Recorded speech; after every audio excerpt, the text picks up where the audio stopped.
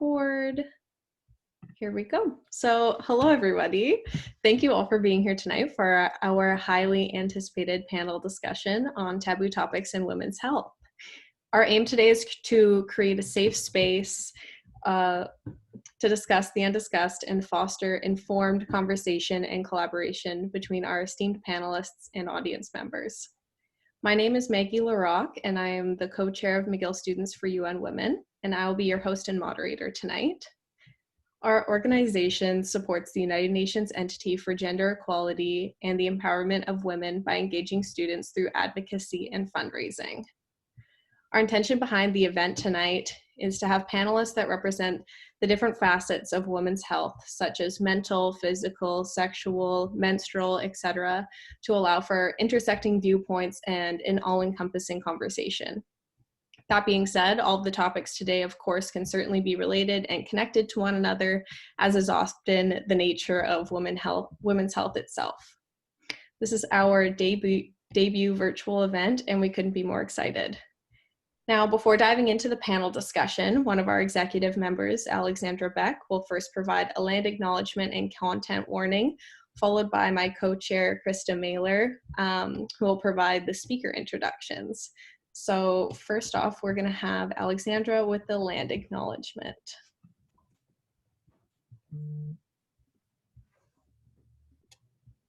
Hi everyone. So McGill University, Tiohtià:ke, Montreal, is located on land which has long served as a site of meeting and exchange amongst Indigenous peoples, including the Kahnawake of the Haudenosaunee Confederacy, Huron-Wendat, Abenaki, and Anishinaabe nations. McGill Students for UN Women recognizes and respects the Kahnawake as the traditional stewards of the land on the waters on which we meet today. McGill Students for UN Women aims and strives to align our goals, visions, and projects with anti-racist and anti-colonial practices. We cannot attempt to address issues of gender inequality and discuss taboo topics in women's health without recognizing the role colonialism and white supremacy in the continued mistreatment and abuse of Indigenous women and 2S LGBTQIA+ individuals in the Canadian healthcare system, as well as the continued and historical sexual violence these individuals disproportionately experience. Please note that throughout this panel discussion, we will be discussing taboo topics, which could include triggering content. Topics may include sexual violence, reproductive health, and trauma. Please feel free to log off if needed and reach out to our team if you are searching for further resources. Thank you, everybody. Enjoy the event.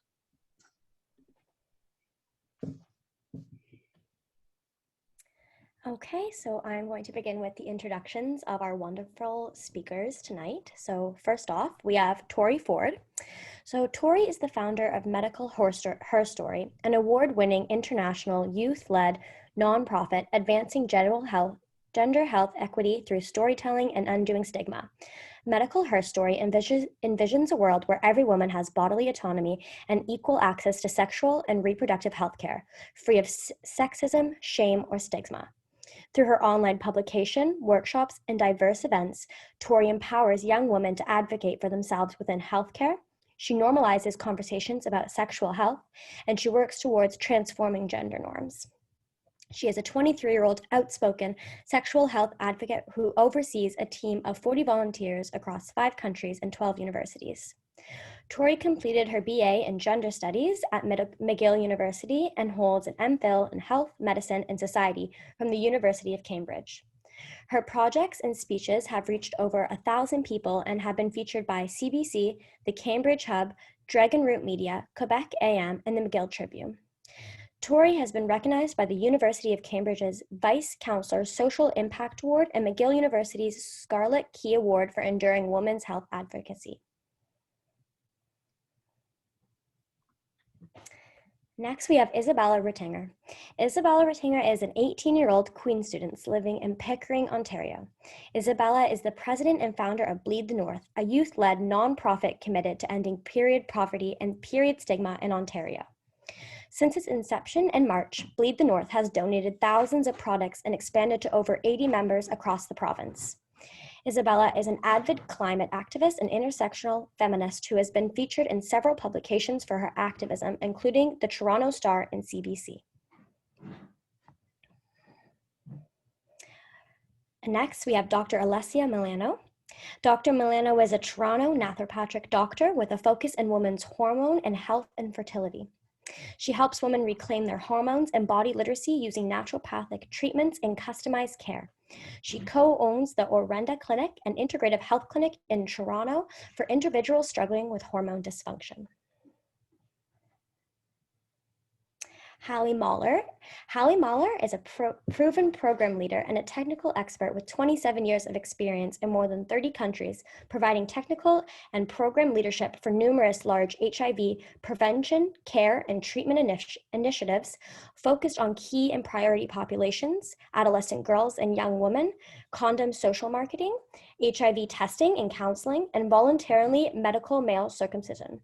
Ms. Mahler has a master's in health science from the Johns Hopkins University School of Public Health.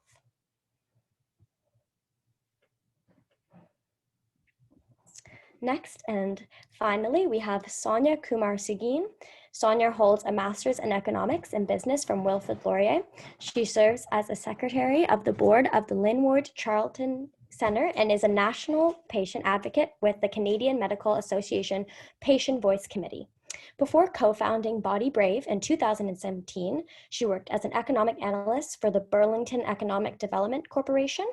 After recovering from a devastating eating disorder that nearly took her life, Sonia co-founded Body Brave in order to provide accessible support options for those struggling with eating disorders and their families. With her economics and business background, Sonia has a particular interest in innovative e-health approaches that will drive systematic change in the eating disorder landscape. As a mixed person of color, Sonia believes in the importance of exploring ways in which eating disorder treatment and support can become more accessible and more equitable. She brings her passion and experiences of recovery to all her work. And that concludes our introductions of our panelists for tonight. I just want to say thank you for everyone who has attended our event, and I'm really looking forward to the discussion we're going to have this evening. Absolutely. Thank you so much, Alexandra and Krista, for those introductions and statements. Now we're going to stop screen sharing and get our panelists up onto the screen, and we'll dive into our panel discussion portion of the evening. So just give us one moment to get everybody over. Alexandra, are you going to bring over our speakers? Yes, I'm doing that right now. Thank you. So we'll just take 2 minutes getting everybody over, and then we'll dive into the panel.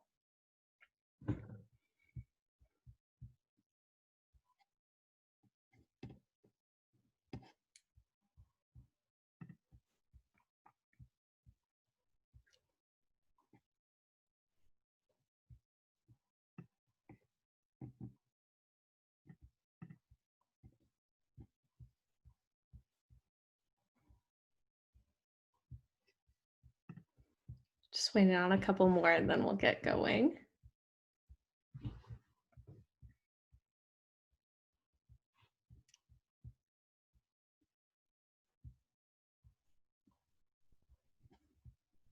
And we're just missing Sonia, and then we'll get started. Thank you so much, Alexandra, and thank you everybody for your patience. Amazing. Great. So now the moment you've all been waiting for and why you're here tonight is for the panel discussion. And now it's time to hear from our esteemed panelists. Just so everybody's on the same page, for the sake of convenience in our virtual world that we're in, we will have an order of the speaker responses, starting with Tori, and then Isabella, Dr. Milano, Hallie, and then Sonia. And if anybody is ever forgetting that order, just let me know and I can let everybody know. But first and foremost, I'll just dive in with our first prepared question. So the first question of 7 is, how would you describe a taboo topic in your area of research or work? So we'll kick this off with Tori. Sure. Hi, everyone. I'm super happy to be kicking off our panel today. So I think at Medical Her Story, all of our work is really focused around addressing taboos and stigma that surround femme bodies. So taboos meaning things that are hard to discuss, whether that's because they're deemed as improper or maybe inappropriate, which really leads to silence and shame. So one of the things that you'll see reflected in our publication at medicalherstory.com or in a lot of the work that we do is that almost every aspect of women's health is honestly tied to some form of taboo, whether that's discussing sexual health, body image, or reproductive rights, or even discussions around chronic illness. And in my own experience, I'm best known for speaking openly about living with and researching chronic yeast infections. I don't think I need to get too much into what's taboo around that. But it's interesting that despite the fact that 3 out of 4 people with a vagina will have a yeast infection at some point in their lifetime, at least 50% will have more than one, I should say, it's still such a taboo topic. And that's really not discussed within health classes. And therefore, it just exists in the minds of a lot of people as this sort of condition that no one really wants to be associated with. So when it happens to you, it sort of leads to more stigma and shame in my own experience. And I think it really stems from the fact that from a young age, we're all discouraged from discussing our bodies, especially when they're messy or stigmatized or embarrassing, and especially when they're in pain. And that's something I think is really unfortunate, and I'm glad we're going to be delving into today. And that's something that's really been central to Medical Her Story, is educating others and then working to undo some of those taboos. That's excellent. Thank you so much, Tori, for your response. And I'll pass it over to Isabella.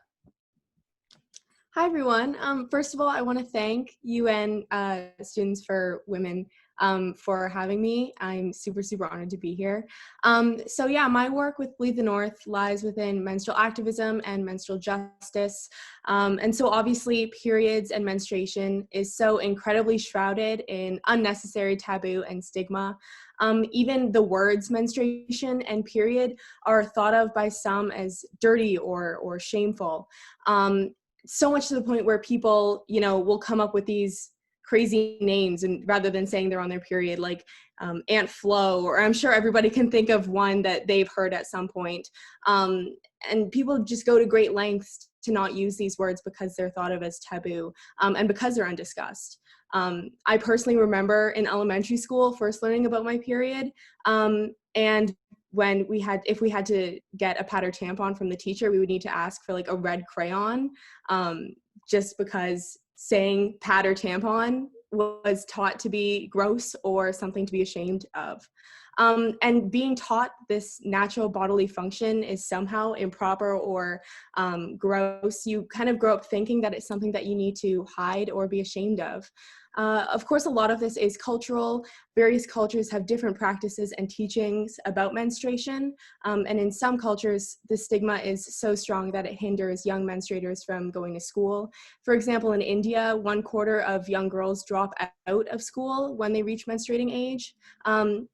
So it's clear that this stigma around, like I said, this natural bodily process can be very, very destructive for folks. And a lot of this is because of a lack of education around the topic. So that's what we try and do at Bleed the North. We try to provide education to our followers and members about period poverty and period stigma in order to lessen the taboo about this. That is so excellent. Thank you so much, Isabella. Great response. I'll pass it over to Dr. Milano. Hey guys, I just want to say thank you so much for having me. I'm a big advocate of women's health, obviously, and in particular taboo topics in women's health, so I'm very honored to be here speaking. So there's so many taboo topics in my fields of work. I feel like every single day I'm dealing with menstrual issues or sexual issues, so it's really hard to hone in on one topic, but I figured tonight I would try to hone in on one thing that I think is probably most relevant to our listeners this evening, and that is the birth control pill. And I know it is very taboo to speak out against a medication that has advanced women's equality and has done so much for us, but I'm a big believer that everyone should understand what they're putting into their body. So I do want to acknowledge the pill has done amazing things for women, and I also want to acknowledge that there's a place for it in medicine. But my problem with it is that women are being put on birth control very young before they're even able to develop a mature menstrual cycle, and for purposes other than birth control. And they're not really understanding how it's going to affect their short and long-term health because there isn't an informed consent discussion around it. And for those of you guys who aren't in medicine, informed consent is a discussion that every single healthcare provider has to have with their patient about a particular therapy or treatment that that patient is choosing to move forward with. And that includes benefits, risks, side effects, alternatives. You really need to understand how that treatment is going to affect you long-term and short-term. And I feel that that is maybe not a discussion that's being had with most women. Correct me if I'm wrong, but this is what I'm seeing in my practice at least. And honestly, I've built a practice on just women trying to come off birth control and not really understanding what it was that the pill was doing to them. And then they're spending years trying to kind of correct what was happening while they were on birth control. So I'm going to try and give you guys as much info as possible about that tonight, and I'm really excited about it. Absolutely. Thank you so much, Dr. Milano. Certainly a topic we're all interested to dive into more. So thank you.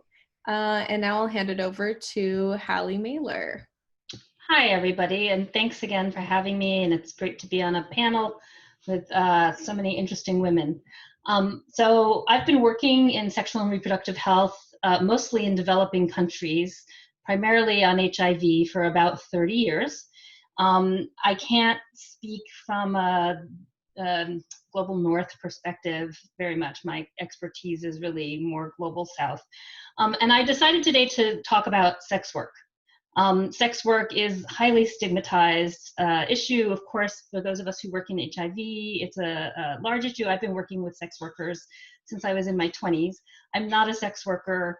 I'm not here to speak on behalf of sex workers today, but I am an ally of sex work community and have been collaborating with them to help design effective HIV and sexual health programs for many years. Sex work is defined by UNAIDS as adults age 18 and older who enter freely into consensual sex in exchange for sexual services and also or goods regularly or infrequently, but at their own will. And they are one of the populations most affected by HIV around the world. There's many reasons for this, but one of the biggest reasons for it is actually the criminalization of sex work. So we're going to talk a little bit today about criminalization of sex work and the detrimental effects that that has on sexual health of women who engage in sex work and other issues around human rights. Because there's a lot of people who work in human rights who feel that, who conflate sex work and trafficking, and they do that without really understanding that there's actually quite a large difference between the two. While most human rights bodies actually support decriminalization of sex work, many people who actually are big supporters of human rights are opposed to that. And so we're going to talk a little bit about that. It intersects with capitalism and labor and also ownership of our own bodies. So I'm looking forward to having that conversation with everybody today. Thanks so much. Absolutely. Thank you, Hallie. And we're looking forward to those conversations as well. And last but not least, I'll hand it over to Sonia. Hi, everyone. Thanks so much for having me here. As I think it was Krista that mentioned, I'm from Body Brave. So Body Brave provides treatment and support for individuals who are struggling with eating disorders. And in terms of taboo, eating disorders are extremely taboo, unfortunately. So they affect about 7.8% of the global population. So it's very, very common. And that's only the percentage of cases that we actually know about. About 80% of the folks affected are women and girls. So it's very much a women's health issue. And it's very much a public health crisis that we have not actually acknowledged, particularly the government hasn't acknowledged, which is really unfortunate.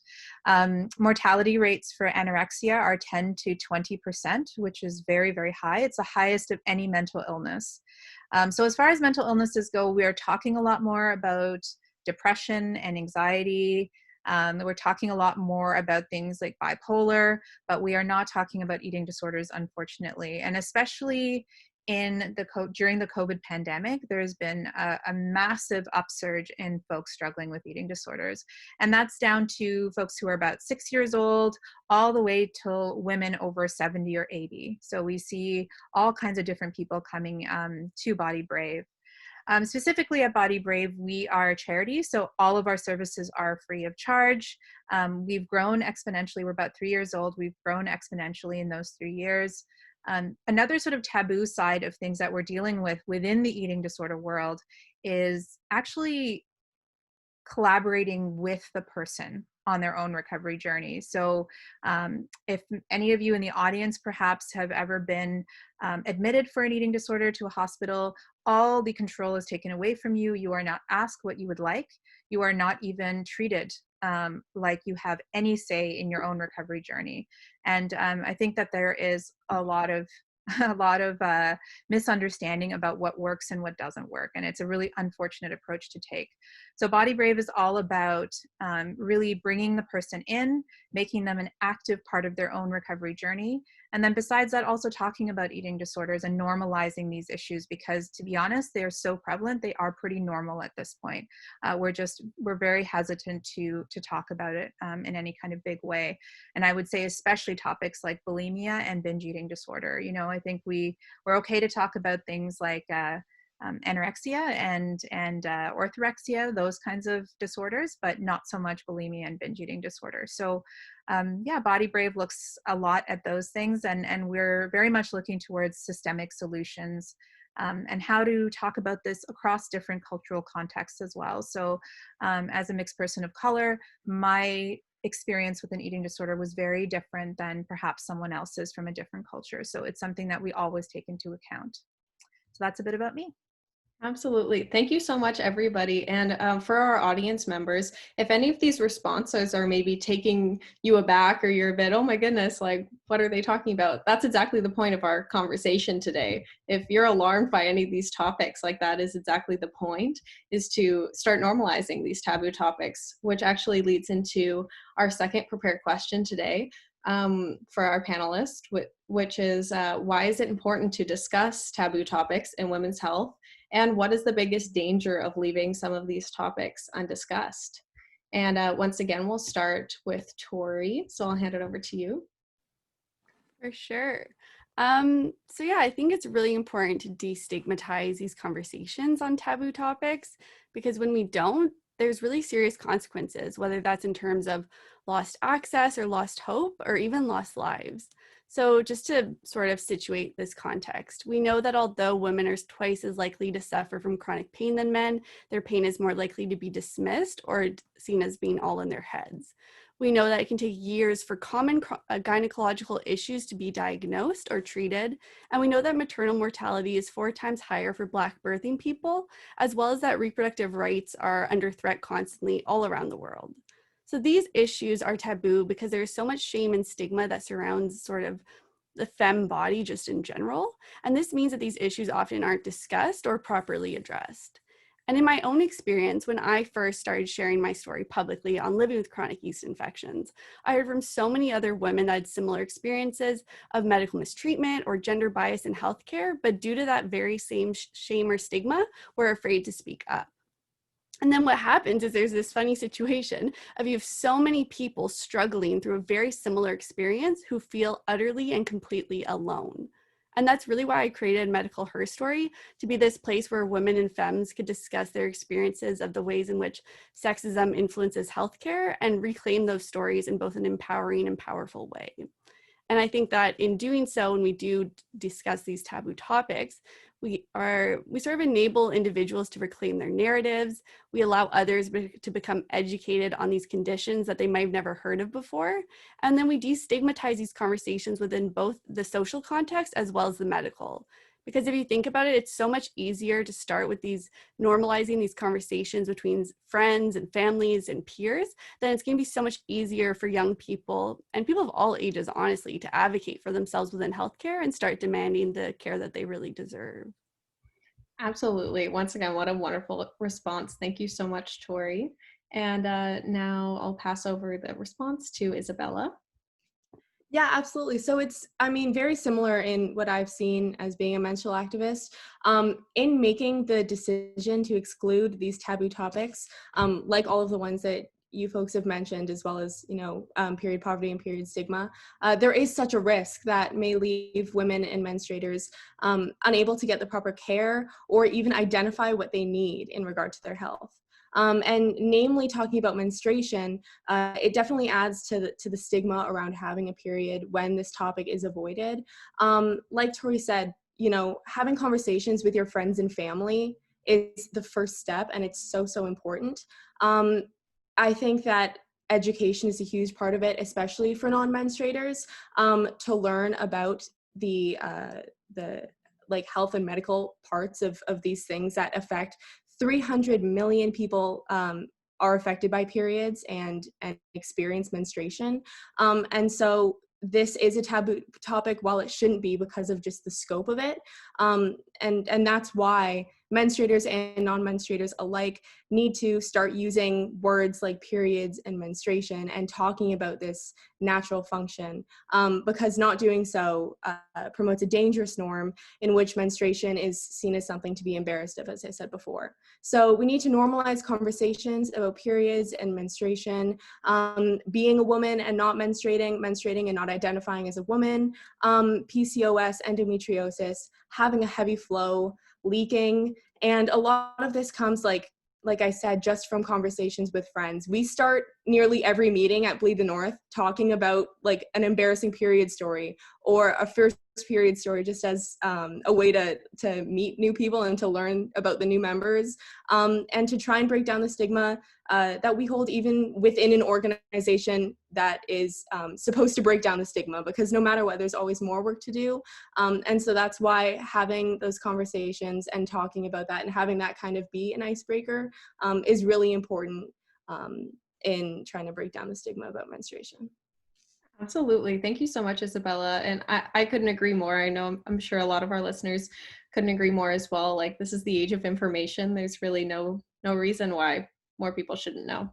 So thank you for your response. Dr. Milano? Yeah, so I think it's important to discuss taboo topics for so many reasons. Of course, like increased knowledge and understanding can help improve long-term health outcomes for women, which of course is amazing. But more than that, I think it's helpful in women seeing that they're not alone in their experiences. Seeing that their symptoms are not normal, but other people are going through it too, and that there's other alternatives and they can get better. I think that's very validating and empowering in itself, and eventually that will lead to a demand for better healthcare options for women. And in my opinion, the biggest danger of leaving these taboo topics undiscussed is that women end up suffering alone. And that's just not okay. So I'm going to come back to the pill again as an example. So I'm going to just list out some quick short-term effects of the pill while you're taking it, which isn't necessarily commonly known. So increased risk of insulin resistance and blood sugar dysregulation, gut inflammation with a 30% increased risk in the rate of Crohn's disease, increased risk of thyroid disorders, increased rates of mental illness, including depression. And then we also see a lot of nutrient deficiencies. And of course, most importantly, it's shutting down ovulation, which to me is a vital sign in women. I'm not even going to get into the long-term effects. But let's say somebody goes on birth control or they're trying to come off birth control. Although all of this is in research, it hasn't necessarily made its way into mainstream, or not mainstream, but in standards of care practice with OHIP. So let's say a woman goes on the pillars trying to come off and they start experiencing these symptoms. There's very few people that are actually going to believe them and then be able to help them. And so then that woman ends up alone, just suffering. And this whole situation is dangerous, and it can be extended to other examples, not just birth control. It can be extended to things like postpartum health or abortion or miscarriage. And at the end of the day, it damages that woman's health. It damages her trust in her healthcare team. And then she doesn't end up getting quality healthcare, because why bother at that point? So I think this is why we need to have these conversations to prevent situations from developing. Absolutely. Thank you so much. And now over to Hallie. Hi. Okay, great. So, when something is taboo, you don't have the opportunity to explore it fully. And as a result, you usually don't hear from the people whom the taboo affects most directly. And they are narratives about groups and topics. Many of them are half true or untrue. And because of that, sometimes we can't understand, for example, legislation, laws that affect those populations and be able to give them strong thought about how that may impact women's health. So I'm going to give you some examples from the United States. There's a law in the United States that was passed about 5 years ago called Fight Online Trafficking Act / Stop Enabling Sex Traffickers Act. This law basically holds websites responsible, civilly and criminally liable if their platforms are used to advertise for prostitution. As a result of this, sex work that was happening online in safer spaces where women were able to vet clients, talk to each other about clients, share experiences amongst themselves, has gone underground and forced women engaging in sex work back out onto the streets and in much more unsafe, unprotected spaces. And in addition to that, there are also laws in US foreign policy. The United States requires organizations who receive funding for HIV to sign an anti-prostitution pledge. It means that any organization anywhere in the world that's working for legalization of sex work in their own countries is unable to receive funding from the US government to do HIV work because of their support of legalization of sex work. All of this has meant that then we are not allowed to partner. The taboos around legalization of sex work and around sex work itself has meant that we're not allowed to partner in countries with the organizations and with the individuals who are most impacted by sex work. And I'll stop there for right now. I'm sure we'll have more to talk about. Thanks. Thank you, Hallie. Wow, that's a lot of information, like very, very important. Thank you so much. We'll definitely touch back on that later. And last but not least, Sonia, I'll pass it over to you. Yeah, so I think if you hear something in the background, it's my dogs, sorry. So I think in terms of eating disorders, if you don't talk about it, you quite honestly end up with a situation that Canada is in right now, which is where folks are dying on wait lists, where families are having to shell out incredible amounts of money and going into debt to provide care. You have healthcare professionals who do not know much about eating disorders and who are prescribing treatments that are inappropriate or worsening the eating disorder or even perpetuating the stigma. You've got diet culture, which is so pervasive. None of us really even think about how it impacts us anymore. We just kind of take it. And we don't look at the impact it's having, especially on young children and young girls who are growing up and just assuming that they have to do these things. And many of whom will eventually go on to actually develop some sort of negative relationship with their body or disordered eating or a full-blown eating disorder as well. So that's kind of the situation that comes up. And at Body Brave, we see a lot, where eating disorders are not a choice. They're 60 to 80% genetic, and the rest is around, it could be linked to trauma. It could be linked to sexual assault. It could be linked to racism. It can be linked to also systemic issues. That's why they are so prevalent, because it often becomes this coping mechanism for trauma or other things that are going on in life. So as a result, you have something that's so common, something that is very pervasive, but no one wants to talk about it, and everyone feels that it's a choice. And that's very, very harmful to the folks who are suffering. So, to be honest, like the situation couldn't be really any worse. And this is where we are because we haven't talked about it. So we really need to talk about these issues. There is no choice. We just have to do it. And it's uncomfortable. It's messy. It's sticky. There is no right or wrong answer. Like there's lots of different ways to look at it. And there will never be a point in time where we'll be finished learning. I know for eating disorders, there's so much we don't know.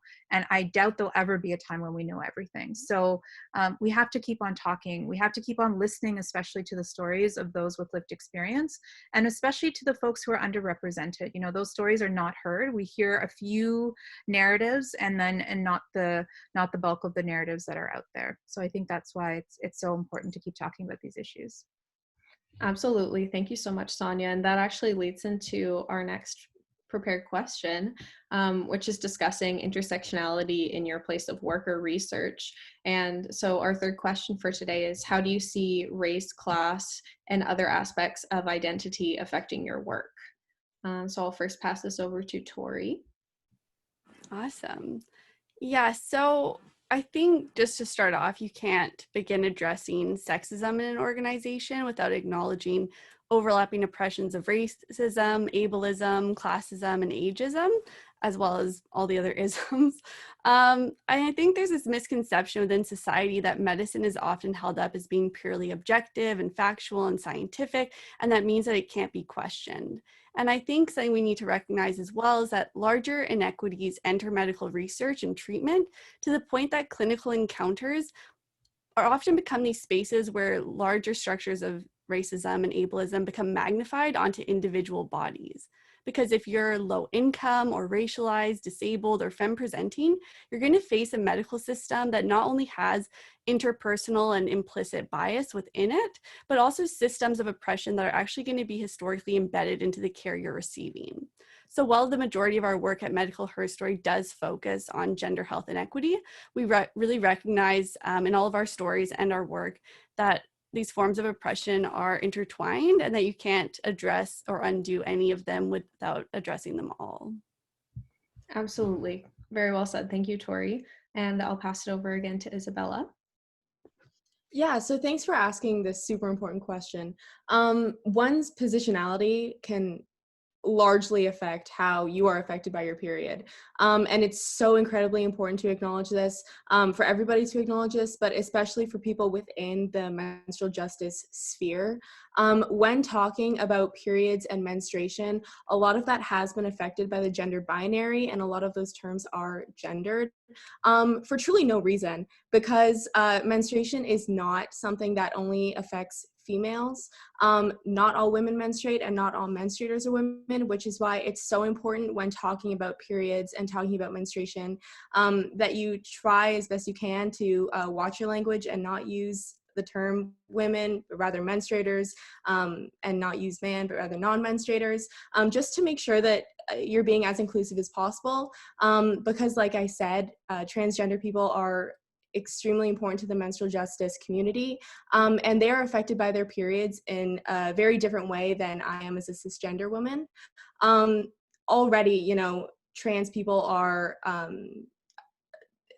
have a completely different experience in regard to medicine and in regard to receiving proper care. In the States, less than 50% have routine medical care. And so if you add that on top of the issues that I discussed earlier, being period poverty and period stigma, on top of the additional stigma that comes from being a trans-identified person, all that to say is it's so incredibly important to be inclusive in your language, and to ensure that you know, everybody is being taken care of when it comes to talking about menstrual justice and menstrual equity. But in regard to class is obviously a huge aspect of the work that I do, because period poverty is directly associated with having a limited income, and therefore being unable to afford these necessary products. The one statistic that I say really got me into the menstrual justice sphere is that 1 in 3 women under the age of 25 struggle to afford period products in Canada. And this statistic really grappled with me. And so as soon as I had the opportunity, once quarantine hit, I started Bleed the North because I felt very impassioned by this statistic. So yeah. Thank you, Isabella. Wow, what an astounding statistic that is. Thank you for sharing. And now over to Dr. Milano.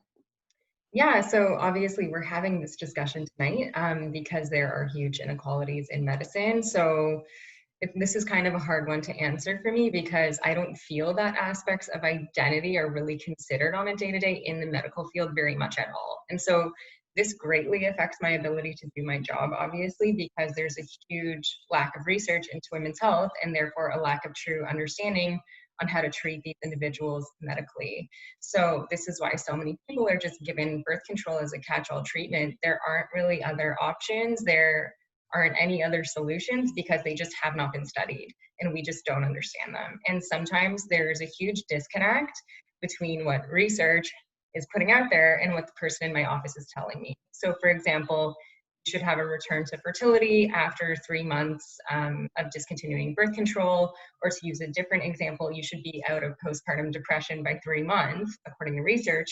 But then the person in front of me, that's clearly not the case. Like they're going a year, 2 years without a period, or maybe they've had a child and it's a year out and they're still significantly depressed.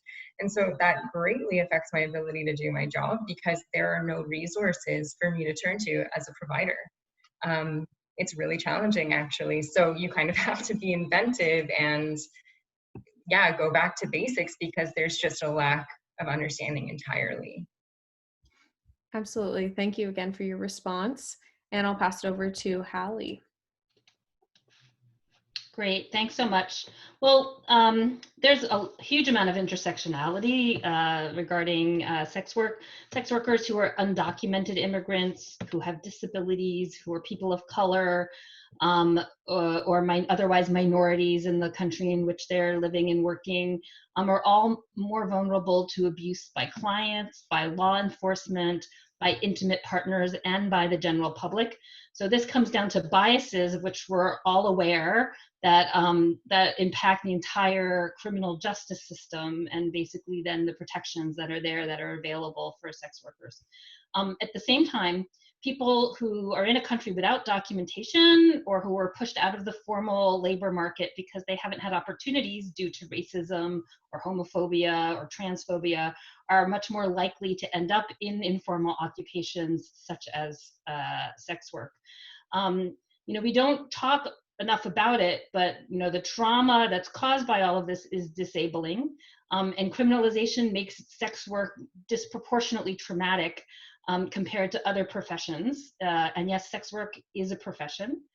So even if people are not disabled when they start sex work, because of the stigma and the taboos, they may become disabled from the trauma imposed upon them by society.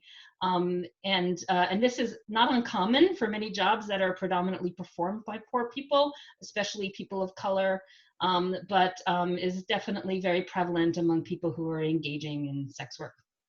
So I'll stop right there. Thanks. Thank you. And Sonia. Yeah, so in terms of eating disorders, I think probably the really common picture of folks struggling with eating disorders is, the white, thin, affluent young woman who is sort of vain and really cares about how her body looks. That really isn't the whole picture. Certainly there are folks like that who struggle with eating disorders, but actually eating disorders disproportionately affect transgender populations. They actually have the highest level of eating disorders.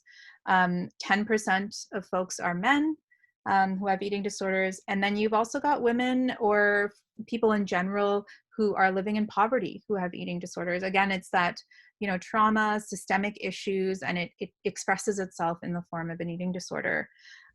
Also looking at different sizes of bodies. So at Body Brave, our work is very much tied to body inclusivity and even body neutrality. So we see a lot of individuals in larger bodies who are treated just appallingly by healthcare professionals. And folks in larger bodies do get eating disorders as well, but often it is blamed on them.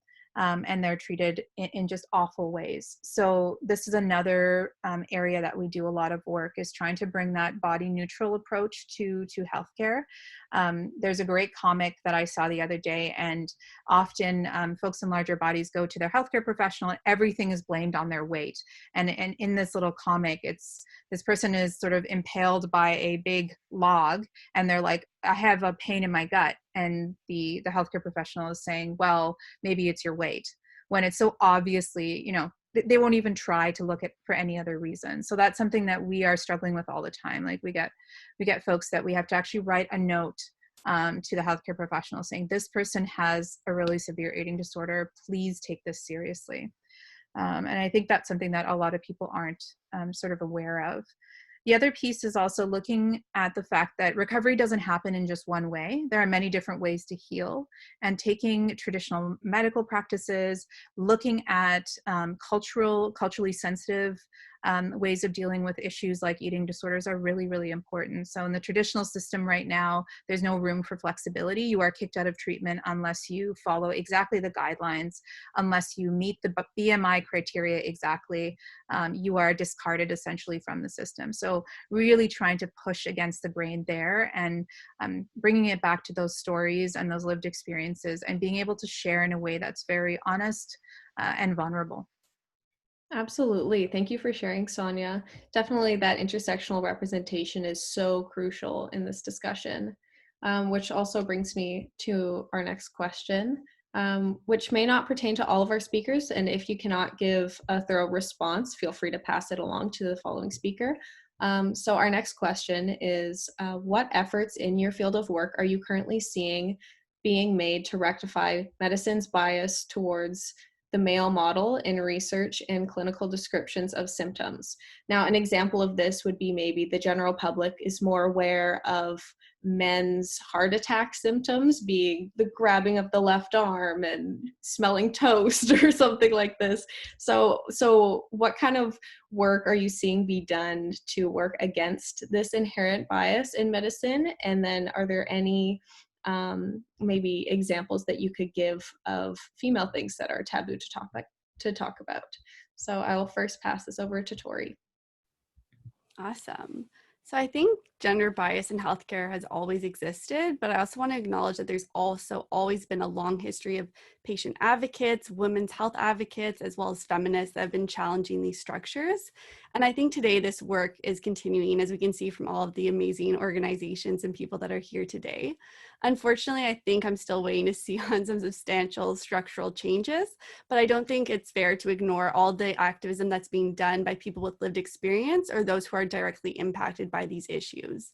And I think our generation specifically and youth activists have really been making huge strides in destigmatizing taboos around women's health, just in the way that we talk about bodies and seem to be very open-minded. And I'm really proud to be leading the change and encouraging that within Medical Her Story.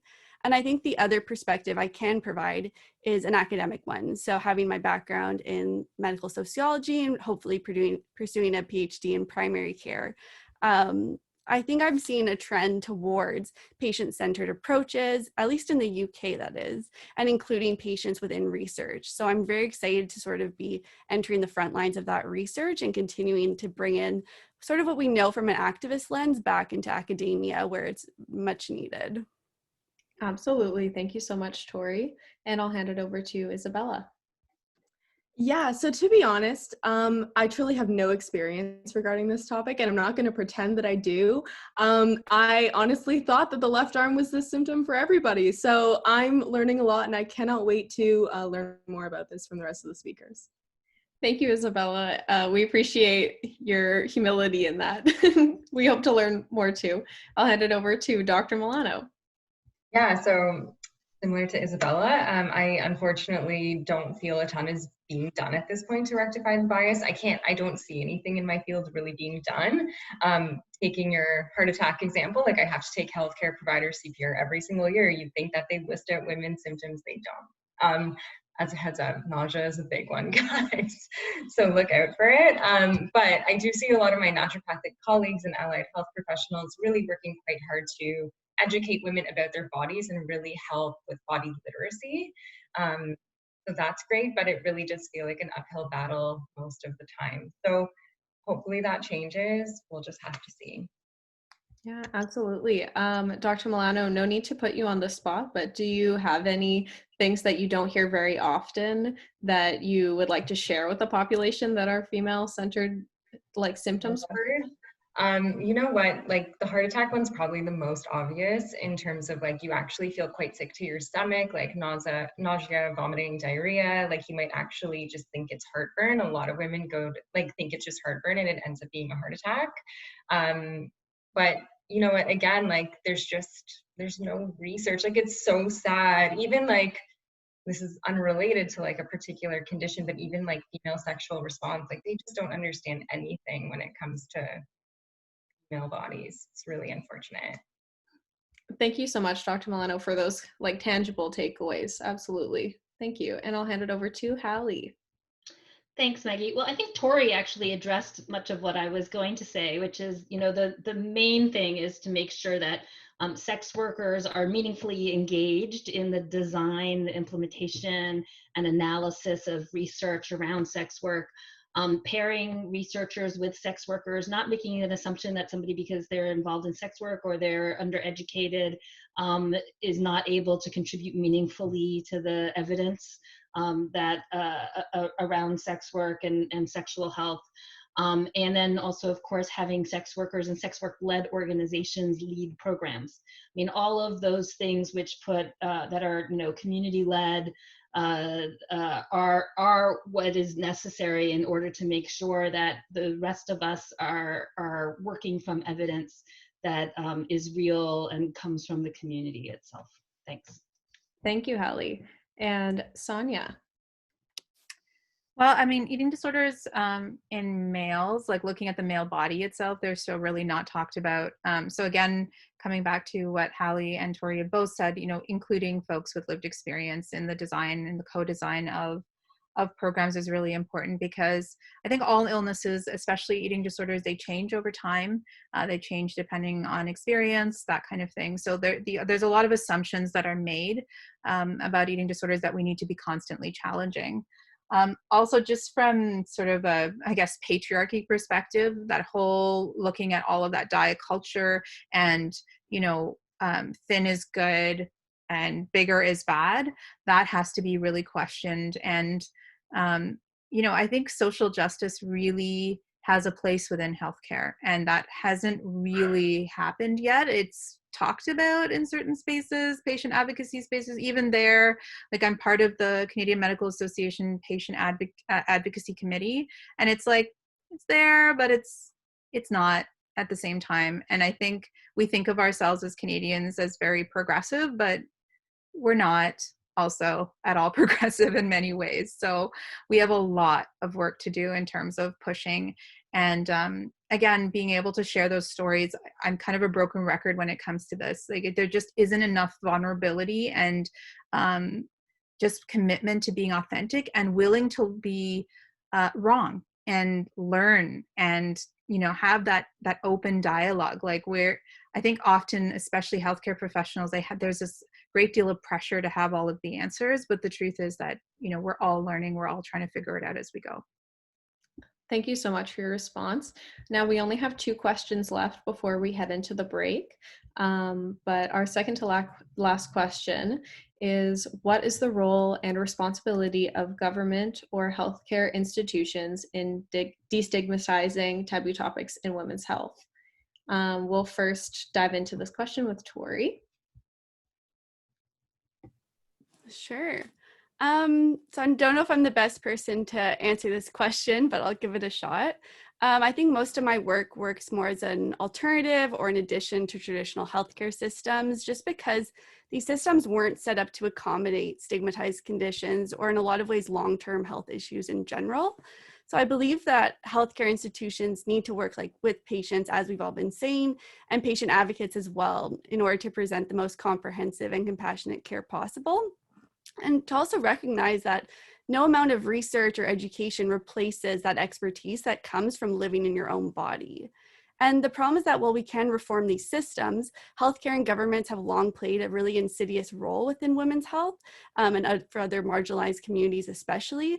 And those histories are embedded within the actual current systems of care that we're getting.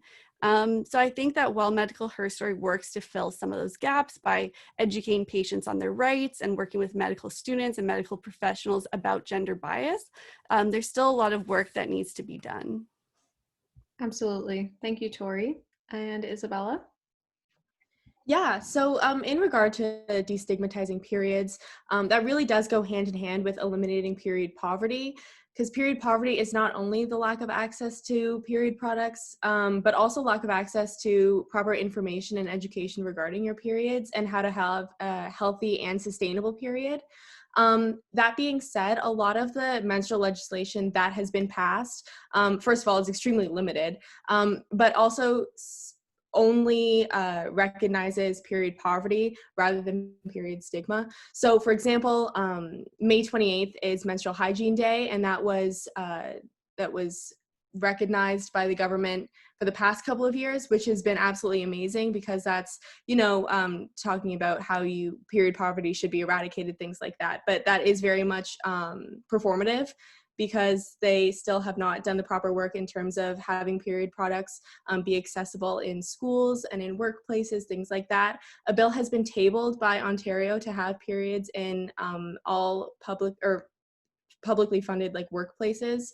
But as I mentioned to my MPP when I was talking about this, people who have publicly funded jobs on the whole are not the people who are affected by period poverty. A lot of the people who are affected by period poverty are homeless or are in shelters. So that doesn't really address the problem whatsoever. And that's why I believe the North, our advocacy team, is doing such amazing work, providing a national resource in which we're tracking all of the menstrual legislation from across the country.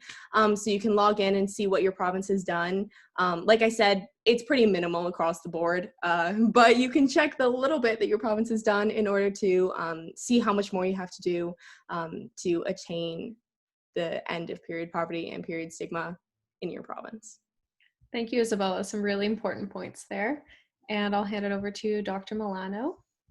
Yeah, so I actually think that, government, healthcare institutions, healthcare providers, they do, or at least they should, play a big role in destigmatizing these taboo topics, just because they have played into so much of the stigmatization of them. Like, they should really be trying to undo a lot of this. I'm thinking, like, from my point of view, what could be most helpful is really more education for healthcare providers specifically, like sensitivity training, more training regarding having proper informed consent discussions with patients so that all options are thoroughly explored. And I think that leads more to patient-centered care, which is, I think, a much more human approach. So in particular, like coming back to the birth control example, like we need to have informed consent discussions around that. Like all of you guys should be aware of how this medication is affecting you. And if institutions need to set this precedent, and they need to provide training to providers, because then if every single doctor is having this conversation with their patients, going through like benefits, risk, side effects, costs, alternatives, then all these women can go home knowing that they've had these conversations, their sisters, friends, family members, other women, like everybody has had these conversations, and then they become less like taboo to talk about. Like everybody just talks about it. So I think that's a really good place to start. And I do think providers have a big role to play. Absolutely. Education has power. Thank you. Hallie? Thanks so much. Well, so I've been talking a lot about decriminalization, which obviously is a job for national governments. There are lots of pros of decriminalization, and I haven't really talked about all of them yet today. So, beyond respecting the human rights and dignity of individuals who are engaged in sex work, it also helps to challenge police abuse and violence, which is very commonly experienced among people who engage in sex work. It improves access to justice. It challenges the consequences of having a criminal record, which can have really severe consequences on women who move and end up doing things beyond sex work later in their lives. It improves access to health services, including reducing rates of HIV by up to about 46% in countries where sex work has been decriminalized. It promotes safer working conditions, and countries where sex work has been decriminalized, there's occupational health guidelines that make a really large difference in women's lives. And it allows a more effective response to sex trafficking, which is extremely important because there are plenty of women out there who are victims of sex trafficking. Not the same as sex work, the consensual sex work. And it challenges state control over women's bodies and over their sexuality. I always think it's very interesting that the people who are most likely to criminalize, work to stigmatize sex work are often the biggest users of sex work. And throughout history and throughout all the places where I work, Similarly, just to put in a point that how healthcare workers treat women who are engaged in sex work is a very important fundamental element to how women feel about themselves, are able to access services that they need. Healthcare workers can actually be a major cause of trauma for women engaging in sex work. And a lot of work needs to be done with healthcare providers so that when they have someone who engages in sex work in front of them, they're able to speak with them and to help them with their health issues without re-stigmatizing them and causing that additional trauma. Thanks. Absolutely. Thank you, Hallie. And Sonia. Well, I'll buck a little bit against this question just by saying that, you know, it's not just on the government, it's on all of us. And we need to really understand our place in perpetuating the problem that we're even trying to solve, because we all are in our own ways. So it's really important to locate ourselves within that tangled web that exists. So that's the first piece. And then, you know, really trying to be collaborative, because most of the issues that all of us are dealing with and talking about today, they're very complex issues, and they're ones that have been going on for a long time. So collaboration really is probably the only way we're going to solve these big, complex problems. So really looking for a collaborative approach from the government when it comes to eating disorders. Funding, money. We need money for eating disorders. So I'll just answer that question with funding. Absolutely, thank you. And this leads us into our final question of the panel discussion today before taking a short break and then the Q&A. And a more realistic question is, what are the main takeaways you hope our audience members are able to take away today in the subject of taboo topics in women's health moving forward? Some key point form takeaways. And Tori, we'll start off with you again. Sure. So I don't know if I can do justice to summarize all of the brilliant information that's been shared with us today, but I can share sort of what I'm taking away from it. And I think it's really important to recognize that women's and femmes' bodies are highly stigmatized and seen as taboo, whether they're in sickness or in health. And this is because there's so many competing discourses surrounding femme bodies. On one hand, you have these oppressive structures around purity and innocence, and on the other you have women's pain, which is often dismissed and naturalized as being seen as just part of being a woman. And these two discourses are sort of competing and overlapping to really drive home stigma. And further, like we've brought up before, when women do seek out healthcare, they face this double bind of having this long history of being seen as hysterical or overly emotional or dramatic and less likely to get the proper care they need. But also, like we raised before, fewer treatments and solutions for when their pain actually is recognized due to this lack of funding and further research. So I think to break down these stigmas, it's important to build communities like Medical Her Story and all the great organizations we've heard today to really work on these issues in a non-judgmental way. And I think as key takeaways for our listeners, I would say you're the experts of your own lived experience and that your story definitely deserves to be heard. One of the biggest barriers to forming community and advocating for change on these issues are the very taboos that we've been talking about today. So I want our audience to know that you've witnessed today that there are organizations working to fight these issues and that you can get involved, whether that's following all of us on social media, if you want to come volunteer with Medical Her Story, and that just knowing that everyone listening has the power to advocate for gender health equity in their own communities, whether that is through starting these conversations or sharing their own stories, that everyone's sort of in this together. Thank you, Tori. That was excellent. And Isabella, on to you. Yeah, absolutely. I think if I can leave everybody with something to take away, it's that if you have a period, it is not gross and it is not something to be ashamed of or resent. And it also doesn't define you as a woman or as a non-menstruator. I think that's the main thing, is just knowing that these words and these things that happen aren't something to be ashamed of. They shouldn't be taboo. And it starts with a very long process of accepting yourself and accepting your own body. And I've learned so much from the other speakers today, just about all of that. But definitely, it's a long process to trying to like re-centralize your thinking especially in regard to your period, because like I've said, so much of what we learn from a very, very young age, elementary school, is that this is something that you need to be ashamed of and that you can't discuss. So do discuss it. Ask people about their periods, and, you know, start talking about your own and start using the words. And I think that, like Tori said, everybody has a voice, and there's so much to learn. I have learned so much since starting Bleed the North about youth activism and about menstruation as a whole, about the positionality and intersectionality of the menstrual community, that I truly did not know a year ago. And so I think that even, you know, doing some research, participating in events like this is so incredibly important.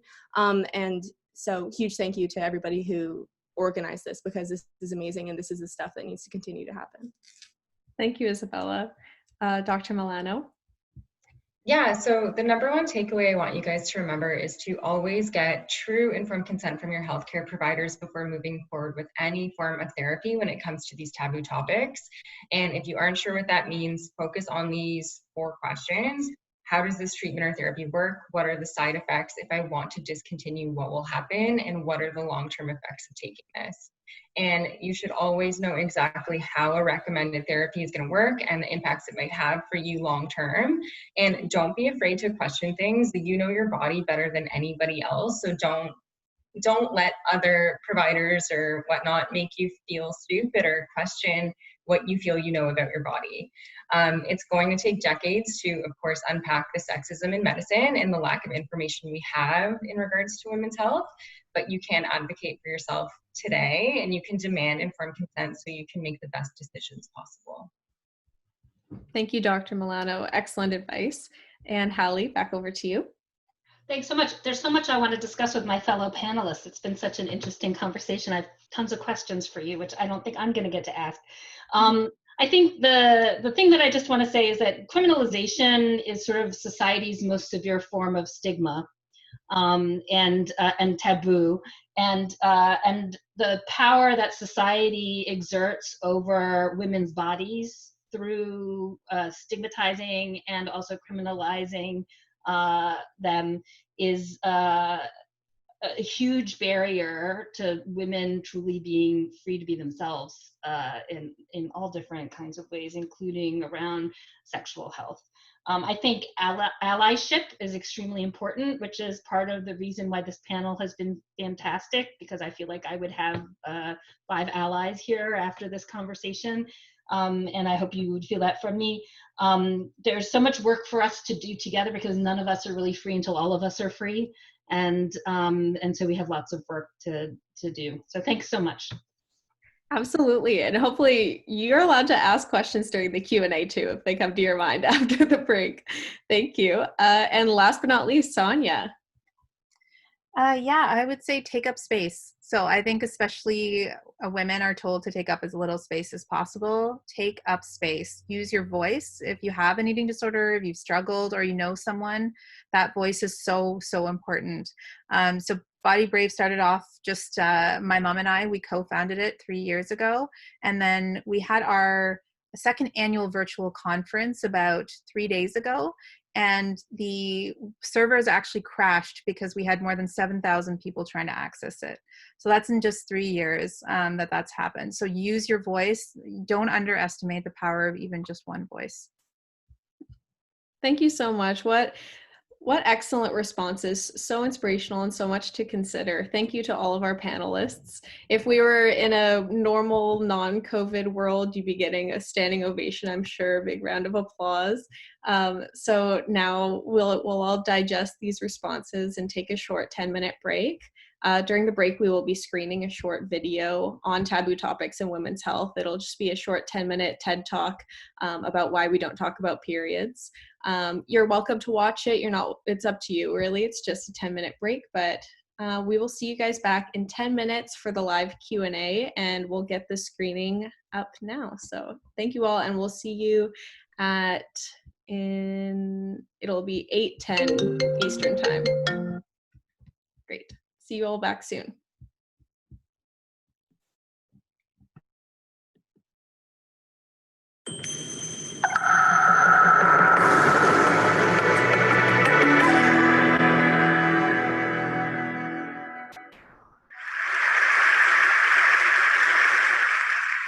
was a teen, I had terrible periods.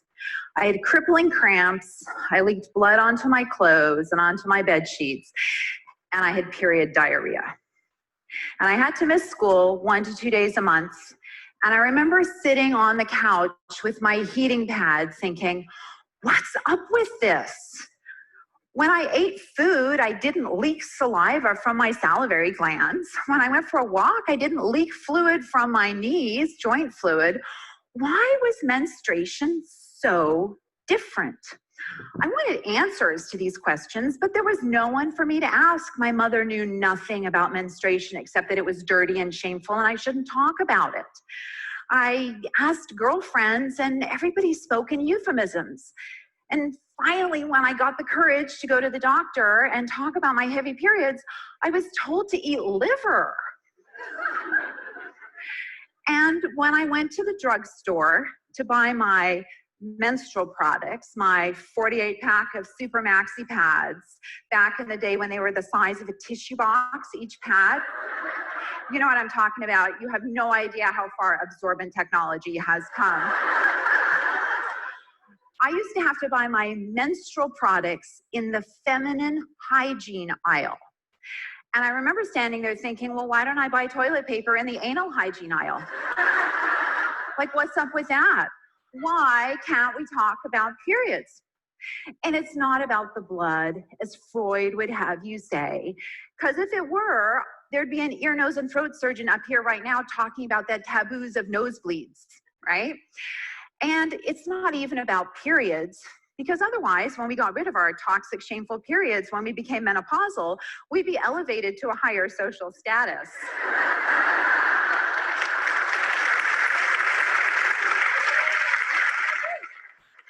It's just a patriarchal society is invested in oppressing women, and at different points in our lives, different things are used. And menstruation is used during what we in medicine call the reproductive years.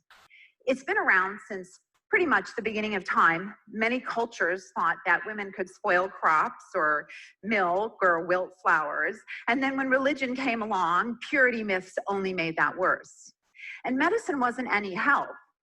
In the 1920s and 30s, there was the idea that women elaborated something called a menotoxin. We could wilt flowers just by walking by. And that's what happens when there's no diversity, right? Because there's no woman to put her hand up and go, well, actually, that doesn't happen. And when you can't talk about what's happening to your body, how do you break these myths? Because you don't even need to be a doctor to say that periods aren't toxic. If they were, why would an embryo implant in a toxic swill? And if we all had this secret menotoxin, we could be laying waste to crops and spoiling milk. Why would we have not used our ex-women powers to get the vote sooner?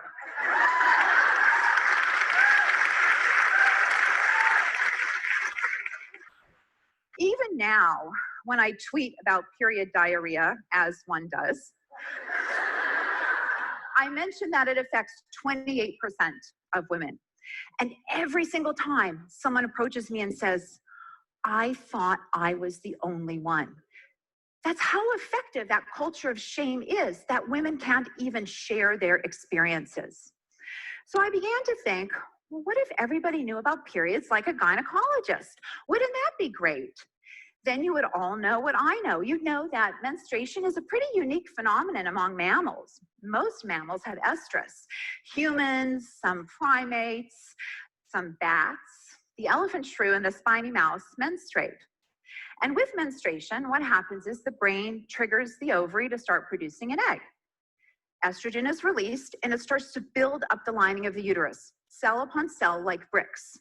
And what happens if you build a brick wall too high without mortar? Well, it's unstable. So what happens when you ovulate? You release a hormone called progesterone, which is progestational. It gets the uterus ready. It acts like a mortar and it holds those bricks together. It also causes some changes to make the lining more hospitable for implantation. If there's no pregnancy, lining comes out, there's bleeding for the blood vessels, and that's the period. And I always find this point really interesting because with estrus, the final signaling to get the lining of the uterus ready actually comes from the embryo. But with menstruation, that choice comes from the ovary. It's as if choice is coded into our reproductive tracts.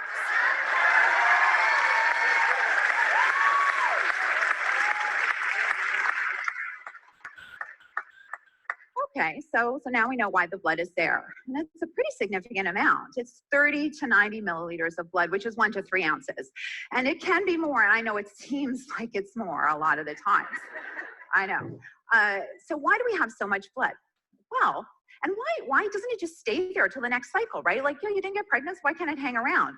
Well, imagine if each month it got thicker and thicker and thicker, right? Like, imagine what tsunami period that would be.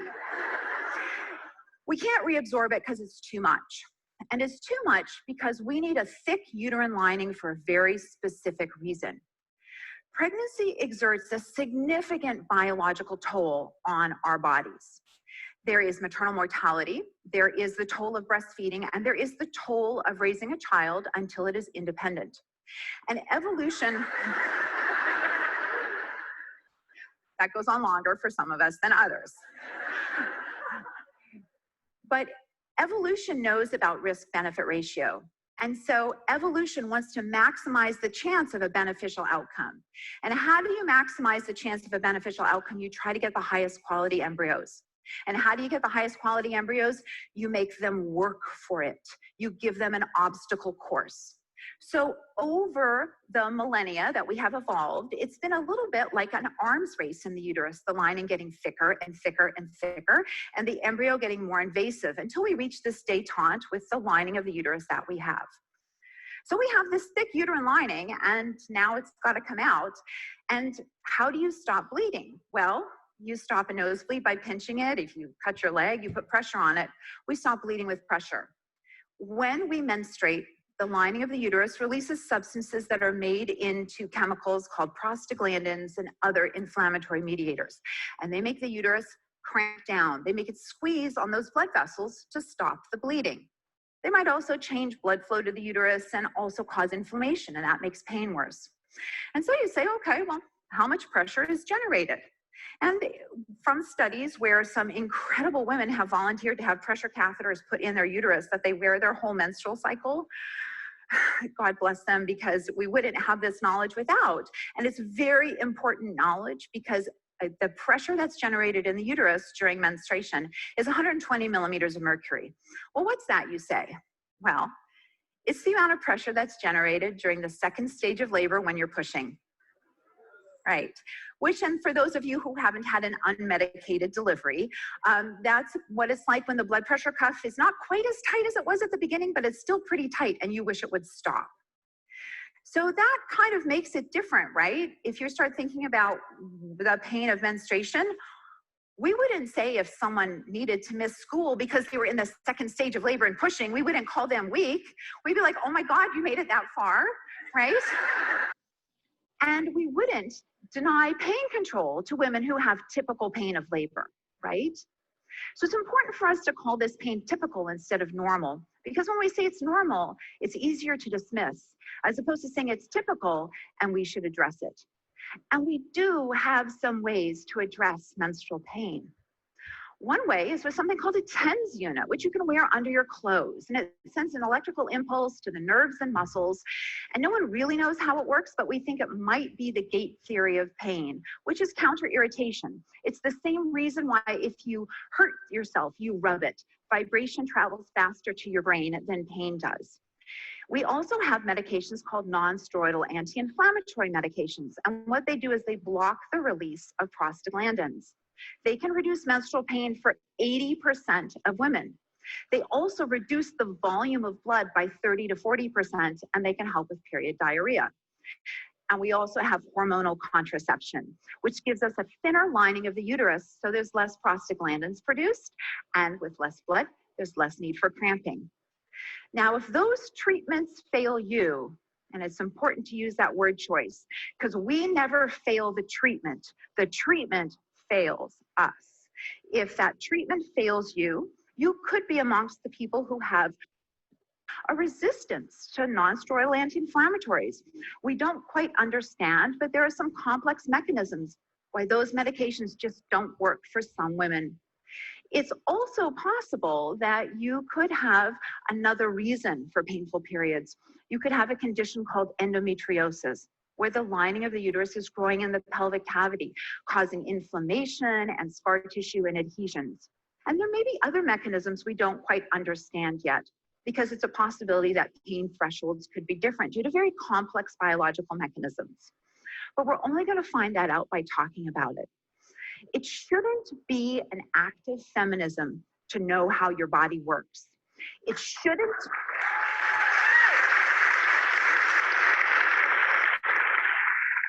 It shouldn't be an act of feminism to ask for help when you're suffering. The era of menstrual taboos is over.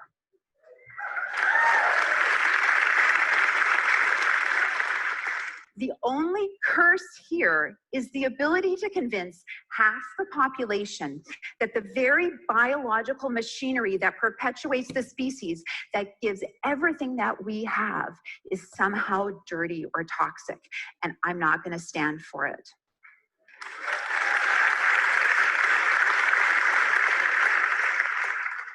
And the way we break that curse, it's knowledge.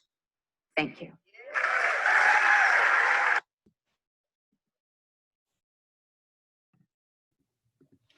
All right, we're coming back from the break now. Thank you to Alexandra for presenting that video. We hope you guys all enjoyed watching it during the break. All right, so now we're entering into our final section of the event tonight, which is the live Q&A. For members of the audience, if you have any questions for our panelists today, please feel free to type it below. It's in the bottom right of your screen in the Q&A section, and I will read them out to our panelists and we'll do our best to respond. But first, some quick Q&A etiquette from those of you that may not be familiar with the feature. So if you wish to ask your question anonymously, you can simply click that feature.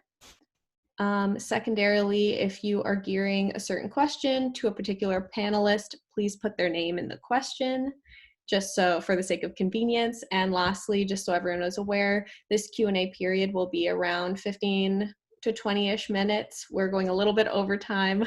I'm sure we could talk about this for a lot longer, but if anyone has to leave, no problem. And once you post your questions in the chat, I'll personally read them out to the panel.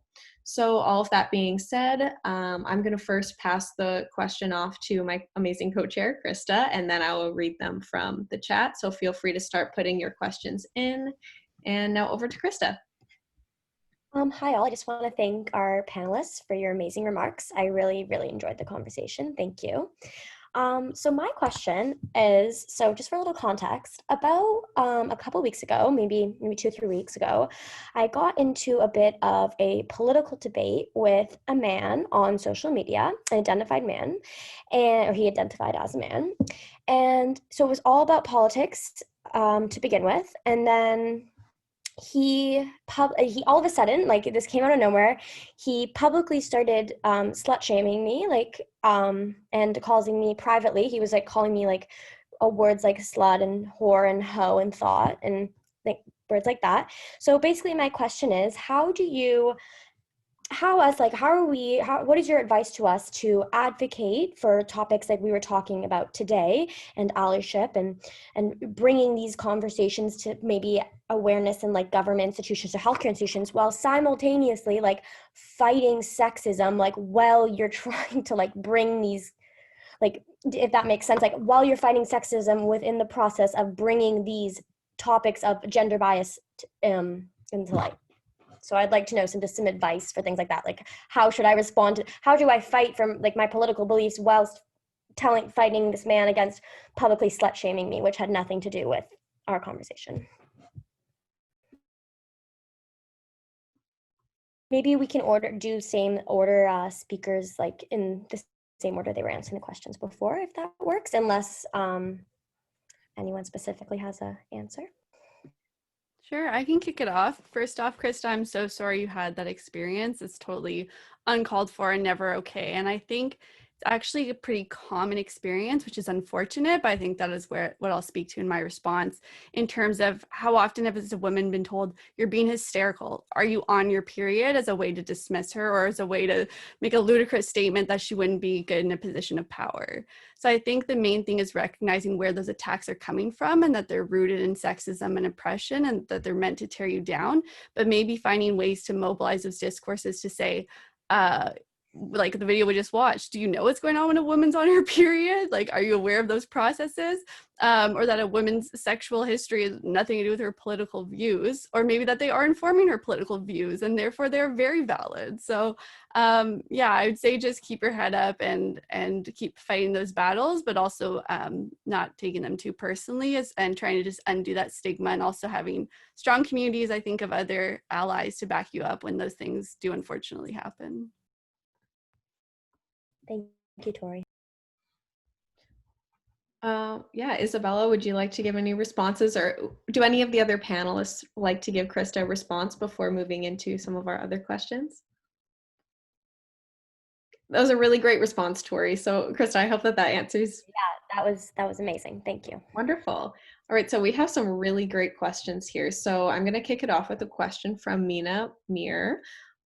So she says, and I quote, firstly, thank you to all the panelists, Dr. Milano and Tori. In accessing healthcare, do you have any advice you would be willing to share around accessing healthcare / physicians / healthcare providers and physical consent? Often one of the most daunting and fraught parts of patient experience can be the physical interactions that are involved in accessing care.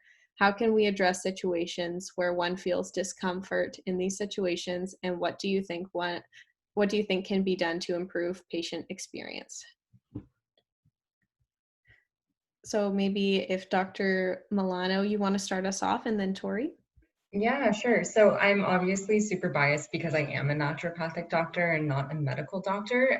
But I think a really good place to start would be, I know a lot of naturopathic doctors, we offer complimentary consults to prospective patients. So it's totally free for 15 to 20 minutes, just meet and greets.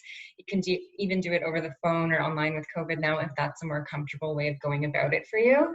And most of us do have like really close working relationships with medical doctors in our neighborhood, in our area, and not only medical doctors, but like maybe pelvic floor physiotherapists, or maybe other allied professionals that they're working on more like intimate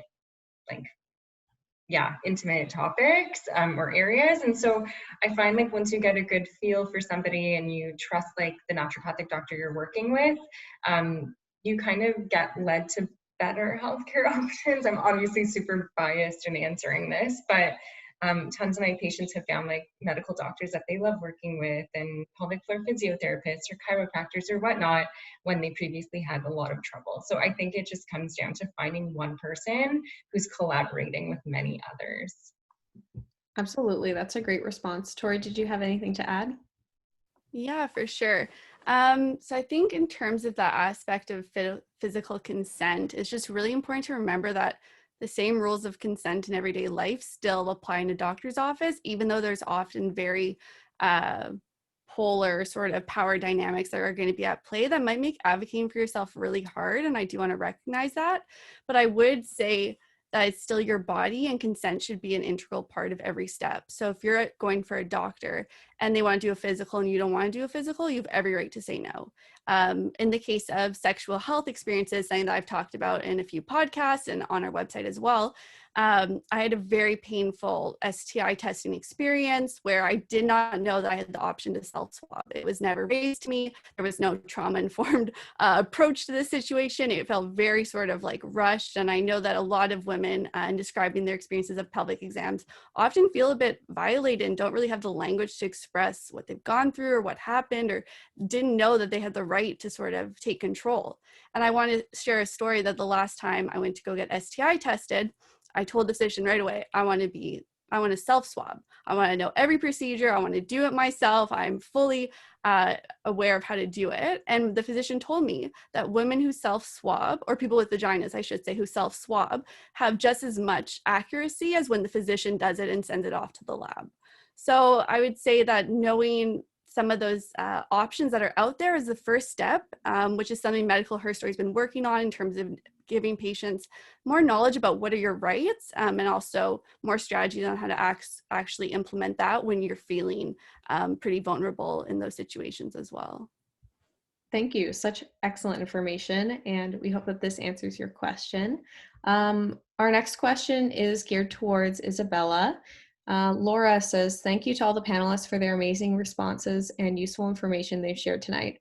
Isabella, as a young person creating an organization surrounding a taboo topic in women's health, how has your age affected the process of growing your organization, and what challenges have you encountered? Yeah, absolutely. So this is a great question. Thank you so much for asking. First of all, I will say, as mentioned, I am 18. It was my birthday last week. So being a youth activist, there's definitely a lot of underestimating that's going on. And there's a lot of connotations that are associated with being a youth activist. So, you know, through my climate activism, you know, a lot of like radicality and not really knowing what I'm talking about because I'm so young, and not necessarily like given a platform to speak because of my age. When talking about Bleed the North specifically and founding Bleed the North, I would say, like I said, being underestimated as a female identifying Gen Z. I can think of one specific example in which I was trying to open a bank account and I brought my father with me, because first of all, because I was 17, so I couldn't open it on my own. And the person, the bank person, refused to look at me or speak to me when asking the questions in terms of opening up the bank account, even though it was in my name. I need an adult with me, but technically it was supposed to be like my bank account.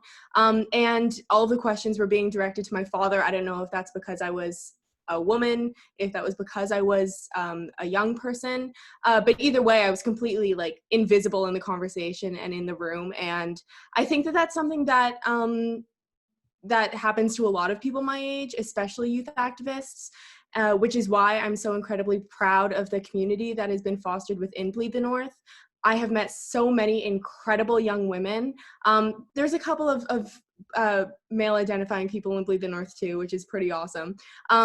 But I have met so many incredible individuals and learned so much from them and been able to share these experiences about, you know, not really being taken seriously as a youth activist, not being taken seriously as a young woman. And so because of that community and because of, you know, the experiences that we all share, it's been a lot easier. I will say it shouldn't happen, period. And it was unfortunate that that happened in that specific instance at the bank. But having that experience and being able to share it with some of the younger members at Bleed the North has been really nice. Thank you, Isabella, for your response. Our next question is geared towards Hallie. So as you may see in the chat, Maddie has asked, she said, Hallie, I'm really interested in your thoughts on the role of technology, on your thoughts on the role technology has in the criminalization of sex work. FOSTA and SESTA public purpose was to combat the proliferation of child sexual abuse imagery, but has had horrendous effects for sex workers, as you mentioned. So I'm curious about how you would remedy that. No, thanks so much, Maddie, for that question. I mean, I think it's one of innumerable examples of legislation being designed apart from the people who are designed to impact, right? So obviously people who are engaged in the sex industry were not consulted when that law was put into place, and the deleterious effects on that population wasn't taken into consideration. We now have a lot of evidence actually that it has been very harmful. And so I think it's time to revisit that. You know, ironically, online spaces are some of the safest spaces we actually have for people who are engaging in sex work.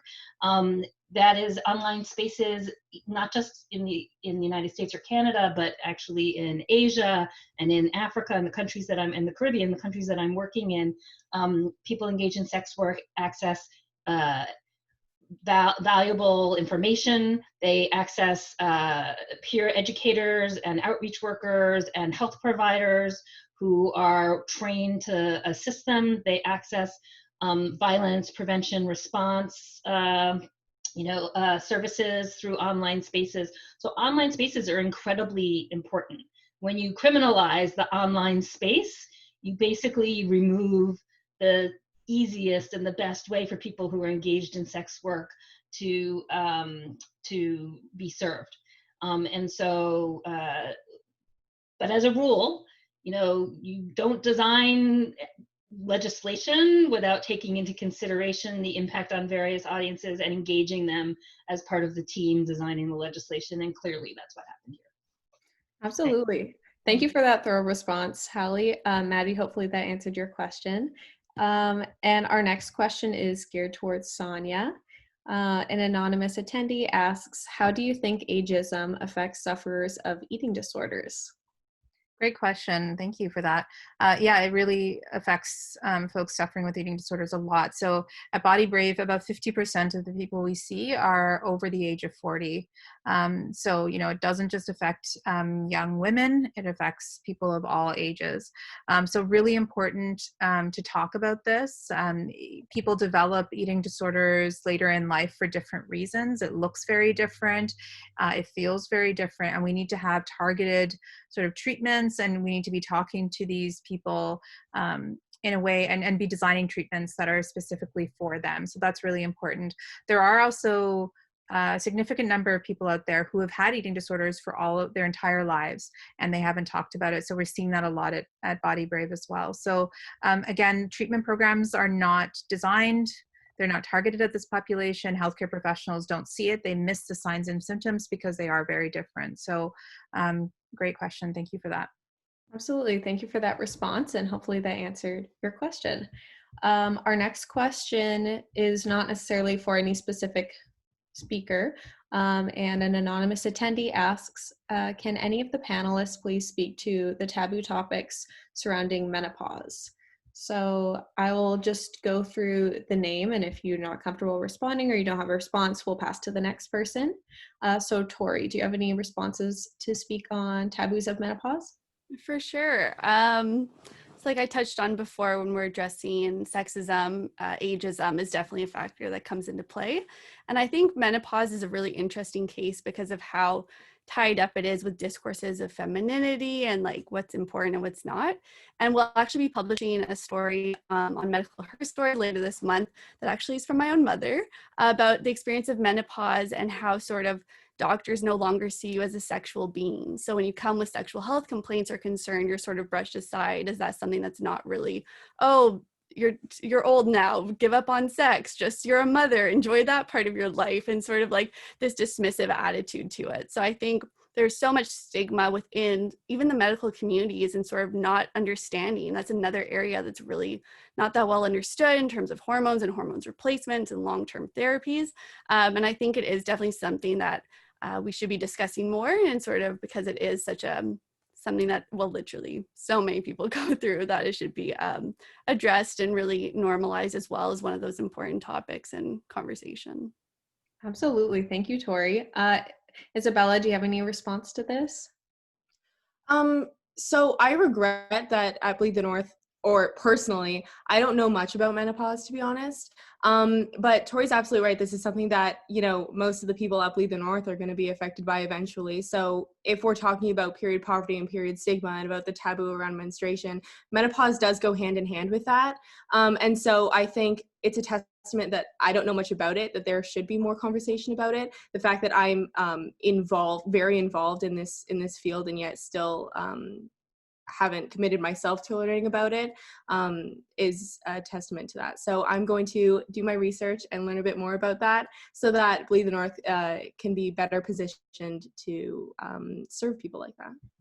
Wonderful response. Thank you, Isabella. Dr. Milano, do you have anything to speak on menopause? Yeah, so I treat menopause all the time. It's something I see every single day, and it's definitely a taboo topic. And I wish we would all talk about it more, because we all are or will go through it.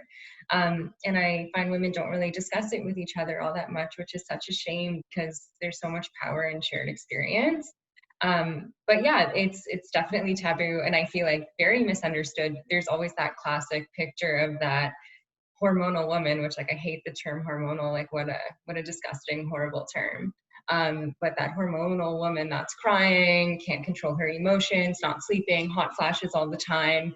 And it's like, that's horrible. Like imagine if all of your hormones bottomed out, you would feel quite horrible. Like why are we making that woman feel bad about her experience?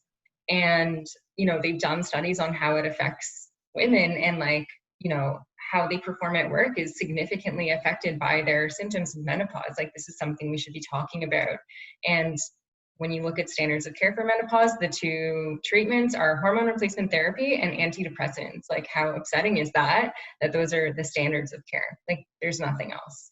So it definitely needs to be talked about more, and hopefully we can get more information soon. Thank you. And thank goodness for doctors like you that are so invested in destigmatizing this issue. Thank you, Dr. Milano. Hallie, do you have any responses to this? So my response is personal, because I think I'm probably the only one on this panel who's actually experienced menopause. You know, I as a mom to a girl, and also somebody now who's been through menopause, it strikes me that, you know, woke moms spend a lot of time actually preparing their daughters for their first period. You know, we get books, we read them stories, we talk about it, we hopefully celebrate the first period. But we don't do any of that for the last period. We don't, you know, there's not a lot of books out there. There's not a lot of celebration around another change in life that also has magic to it and doesn't have to just be a detrimental, you know, to our health or to our well-being. And there are symptoms that come, you know, people don't talk a lot about actually menstrual changes that precede, you know, when your period finally ends, and can last for years and can have really serious impact on your day-to-day life. And so I think, you know, part of what we're lacking is making sure we're celebrating women's bodies and the changes that women have over the course of their lives better. And we haven't yet figured out, even on the woke side of things, how to celebrate that change. You know, I would definitely welcome more conversation around that. Thanks. Thank you for sharing your personal experience, Hallie. That's really powerful. Thank you very much. And lastly, Sonia, do you have anything to speak on this topic? I just wanted to say, Hallie, that was beautiful. Thank you for sharing that. Really, really appreciated that. Thanks. Absolutely. So I will read out a comment from Homa, and then we have one last question, and then we'll wrap up. So Homa said, and I quote, I want to thank all the panelists. All of the information that was shared this evening was really instructive. Indeed, during this event, I learned a lot about my own body, even if I live with it every day, which is still astonishing to me if I think about it all. If I think about all the opportunities that could exist in general life to address directly these issues to the population. Knowledge is crucial for the advancements of all causes related to women and other members of gender spectrum health. I have to leave, so I won't be able to ask a question, but it was really important for me to thank you all before leaving. So that's very special. I wanted to share that with you guys. A wonderful comment from Homa. Thank you very much. And we're going to have one last question to end off the evening. Is from an anonymous attendee, and they were saying that I'd love to hear any personal experiences or powerful pushes forward that led each panelist into the issue they fight for today. So I think this would be a really lovely note to end off on. So Tori, would you like to kick us off?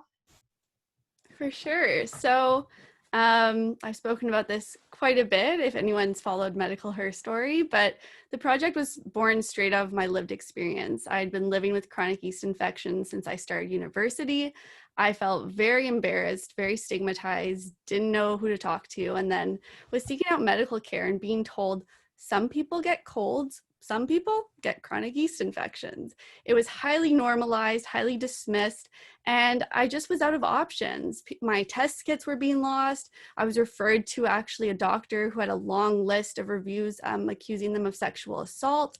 I was just being really highly stigmatized and trivialized, and it was just a really distressing experience. And I sort of realized that my silence wasn't helping with this, and I boldly decided to write about my experience in our school newspaper at McGill.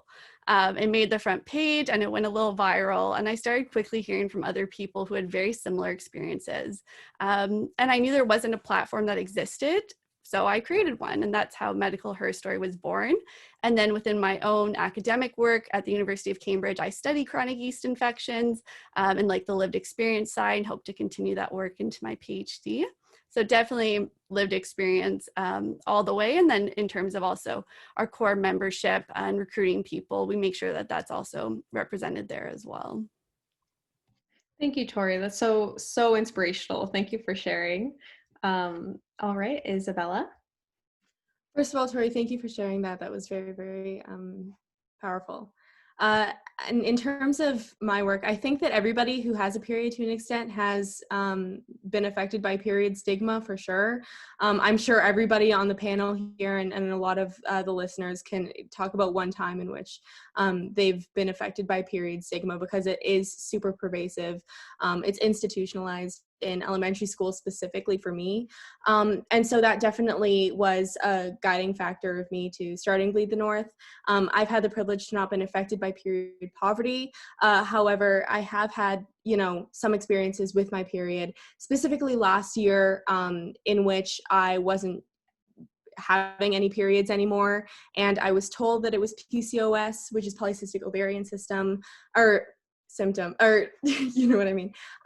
But then it just magically came back, and my doctors had no answers. And I think a lot of that confusion around why I wasn't having my period, why I didn't have answers, that was a very stressful time for me. And this is faced by so many people in much more drastic measures than I had that couple of months where I was confused. And I kind of realized that I related menstruation to my identity as female, and I never knew that I did that until I didn't have it anymore.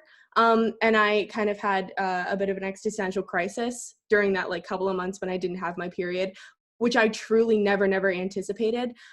So even though magically it came back, I was able to learn from that experience a lot, and that was a lot of the reason why I started Bleed the North. Thank you, Isabella. And it's a good thing that you did. It's amazing work that you're doing. Thank you. Absolutely. Dr. Milano? Yeah, so definitely personal experiences that led me to this path of becoming a naturopathic doctor and owning a clinic here. So basically, from a very young age, I suffered from chronic pain due to my period. And then, just a lot of other symptoms that weren't great. And it took many years. I finally was diagnosed with PCOS when I was around 22 years old, although that did not explain the chronic pain. I was told at the time that I would never be able to conceive. And so I didn't like that. And it basically led me to look for other answers. And at that point, I already knew I wanted to be in medicine. I was already planning to actually become a medical doctor. And just doing my own research and trying to advocate for myself, I ended up going in a different direction. So I became a naturopathic doctor. And my practice is completely focused on PCOS, actually, specifically. And I help women who have been told they can't conceive, that I help them conceive. So it's really nice. And it's purposeful. It brings a lot of meaning to my life. And I know my experience isn't unique, and that there's a wide variety of health conditions going on where people don't feel heard and where there aren't great options being presented to them. So I've actually brought on naturopathic doctors here who have very particular focuses in other areas related to women's health. So we have someone here who does have a special focus on disordered eating, and she herself has suffered with that for many years. We have someone who does reproductive cancers and menopause, and we have people who do autoimmune diseases, since autoimmunity occurs at a much higher rate in women versus men. So that's what led me to become a naturopathic doctor, and yeah, that's it. Thank you, Dr. Milano, and thank you for sharing that personal experience. And Hallie? So I started working in HIV back in the early 1990s. When we had nothing to offer people who were testing HIV positive. We had no treatment. People died. I mean, we had some, palliative things we could do, but people died. And I was working as a volunteer in Washington, D.C. And then I also got my first job working in the international HIV field around that time as well. And I started traveling to different countries to work on HIV prevention programs. And when I was out in the field, the people who were most organized, the people who were most motivated, the people who impressed me so much with their creativity, it was the sex workers. And in places like Thailand, where sex workers organized condom-only brothels, where they could organize amongst each other to protect themselves and not allow clients to get away without using condoms. Similar work in the Dominican Republic and in other places. It was those communities of women coming together to protect each other that was most inspiring. So, you know, although I don't exclusively work in sex work, I work with all populations, but I have a specialty working with what we call key populations: men who have sex with men, transgender people, people who inject drugs, and people who work in sex work. Throughout the beginning of the pandemic, in countries where I was working, it was the sex workers who were front and center. And the sex workers who then welcomed men who have sex with men into programs where there was no opportunity for them to organize prior to that in so many countries. So they inspired me, and they continue to inspire me every day, and that's why I got into this field. Thanks. Holly, thank you so much. What a humble response. You're doing such amazing work. Thank you so much. And last but not least, Sonia. Yeah, so I got into eating disorders because of my lived experience. So I struggled with a very severe eating disorder for about 8 years. I had no idea what I was even struggling with. It took me a long time to even admit it to myself, because even for me, I thought of it as something that happened to people that cared way too much about how their body looked, and that was not who I was. So it took me a long time. I ended up, in and out of the healthcare system. My own cultural practices were not respected. I was treated with a lot of disdain, a lot of stigma. My parents are healthcare professionals, so that was a big surprise, I think, for the entire family. And I'm in a position of incredible privilege, so I couldn't even imagine what folks who didn't have the access to resources that I did actually went through. So I got my master's in economics, and then was working as an economic analyst, and it just I couldn't stop thinking about it. And I was lucky enough that my mom happened to be retiring at the same time as a family physician, and convinced her to come on board. And now we have over 47 people who are part of our small community, and over 18,000 on social media. So it's incredible to watch this community come together and do way more than my mom or I could have ever imagined. And it's such a privilege and an honor to hear those voices of lived experience and watch those things unfold. As I'm sure many of the panelists here know, that real power of community. It's pretty amazing. Thank you so much, Sonia. And thank you to all of our panelists. I'll first pass it over to my co-chair, Krista, and she'll have a few notes to say, and then it'll pop back to me and I'll have a few concluding notes. So Krista? Thank you, Maggie. So yes, thank you so much to our wonderful speakers tonight. Especially, I mean, all this knowledge was just so informative and so important. But I really want to say a thank you for sharing your personal experiences with us today, because I know it's not easy, but I also know as a woman, a lot of my personal experiences are the reason why I'm doing what I'm doing today. So it's just really inspiring to see other women doing that. So I just wanted to say thank you from the bottom of my heart, and thank you so much for being here and making this event happen, because it couldn't happen without any of you. We've all been working very hard at this. Could not have happened without our club members either, but truly, thank you, and thank you to all our attendees, because you watching this event is how we change these conversations, how we change these taboo topics and how they're discussed. So thank you. Thank you so much, Krista, for that. I feel like thank you should be our slogan for today. There's so much gratitude in this space here, even though it's a virtual space. So kind of reiterating what Krista says, this is concluding our event this evening. We sincerely hope that you're able to take away, our panelists and our attendees, something out of today's panel into your life moving forward, whether it be new information that you learned tonight or tangible actions moving forward. We hope that you're able to take something away. And of course, thank you for making these taboo topics in women's health less taboo. like Krista was saying, like it is exactly the people in this panel and the people attending tonight that are making all the difference. I would like to personally thank our panelists as well for their incredible contribution in discussing this important topic. Like Krista said, it couldn't happen without you guys. I'd also like to thank our amazing team at McGill Students for UN Women. We've been working all semester for this, and it couldn't have happened without your amazing ideas and networking and brainstorming. So thank you to everyone on our team. And last but certainly not least, I would like to thank our audience members on behalf of UN Women for attending tonight. Like we said, like we believe it is events such as this that are ending the stigma and that are working against it. And thank you all for contributing to that. So lastly, I would like to wish everybody a wonderful evening. And again, from all of us here at McGill Students for UN Women, thank you. And we hope you have a great night. If you guys want to follow any of them on social media, you can find all of their handles on our social media. So thank you all. We're gonna end it there. We hope you all had a wonderful night. Thank you. Bye-bye. Thank you so much.